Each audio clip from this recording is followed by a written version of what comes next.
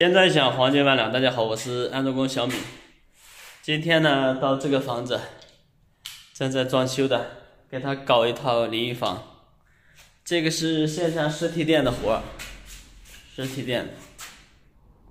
这是一个钻石型的，它这个推拉门啊是那种带滑轨的，它不是直接开的，它是可以滑动的。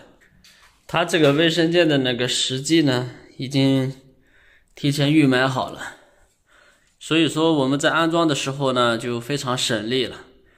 最起码第一步的话，切割实际这个可以省略掉，因为铺地的师傅已经把它凿平了。现在我们开始干活。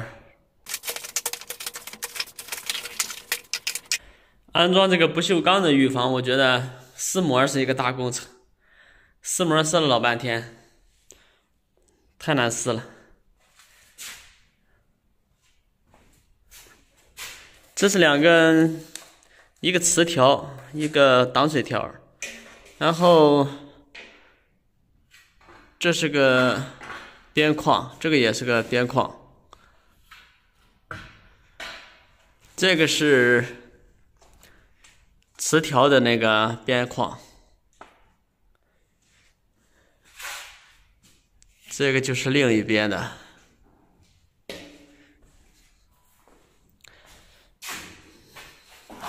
这是两个上下轨道。首先呢，我们以这个实际的正中心把这个地轨放上，然后平行测量，把这个孔位画出来。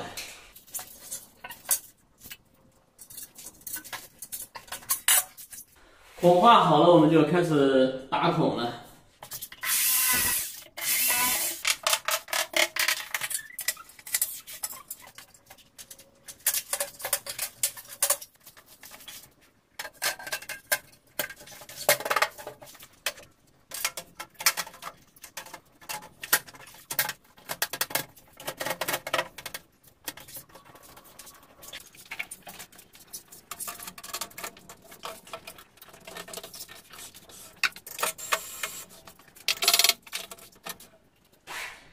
现在我们这个推拉门已经装好了，装好以后我们就把这个把手给它装上。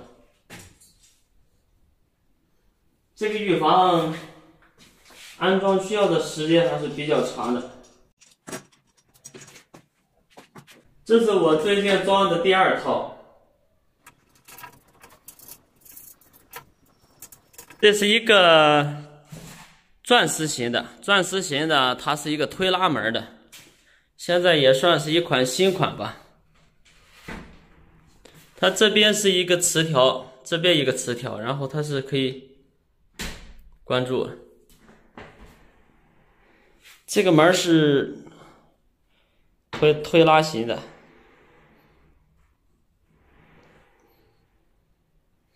前几天装过一款也是他们家卖出去的，这是我们线下实体店的一个活儿。前几天给他装了一个，这个安装之前呢，必须要问清楚它是左开门还是它是右开门，因为这个东西旁边有两个立柱，它是要分出来左右的，如果是装错的话还得返工。那天在那边装的话就是搞错了，然后又返了个工，边框拆下来，把这个边框和这个边框两边对调一下。这个门的话都是好对调，只要上下一转都可以。这个实际呢是提前预买好的，说好安装吧，也算好安装。但是平时装一个淋浴房，弧形的什么的，还有那种简单一点的钻石型的，也就是1个到1个半小时。这个我现在看了一下时间，没有搞实际啊，都快搞2个小时了。而且还没有打胶，一会儿要把这个胶全部打一下。也有可能就是刚刚安装这个东西，对这个还是不太熟悉吧，因为目前只装了，这是第2个，再早之前也没有遇到过。我来看一下里边，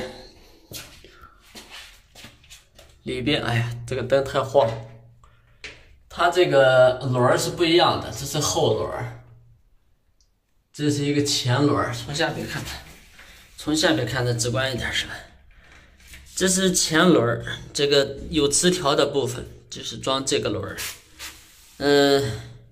后轮是这个样子的，它是完全不一样的。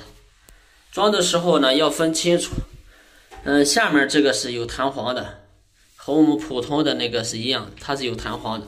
但是到了上面呢，上面还是要有这个带调节螺丝的，这个也有调节螺丝的。这个调节螺丝的话，必须得方向向下，前边也是一样的。